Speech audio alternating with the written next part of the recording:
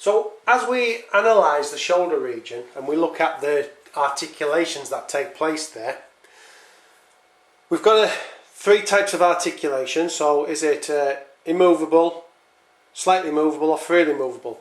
So if we were to look at the skeleton now, is there an immovable joint related to the bones that we've already spoke about, clavicle, scapula and humerus, and where they meet onto the axial skeleton at the sternum here?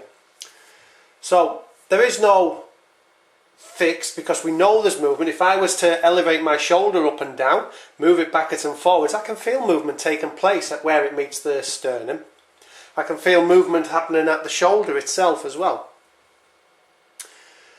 Is there white fibrocartilage there, which would indicate a slightly movable joint? Well, the answer to that is no as well.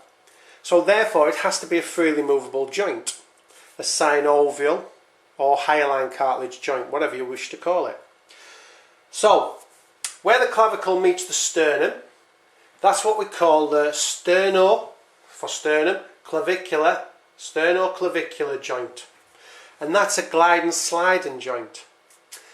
Where the clavicle meets the scapula, this bony projection coming off the scapula, where it meets there, we have got the acromio, because this is the acromion process of the scapula, so the acromioclavicular joint. And again, that's a glide and sliding joint. It has limited movement, but it does move, and it has all the characteristics of a synovial joint. Then we have where the humerus meets the scapula. So if I show you on this one, where the humerus comes in and meets the scapula, so we've got the humeral bone, the scapula, but this is the glenoid cavity of the socket where the ball of the humerus goes to.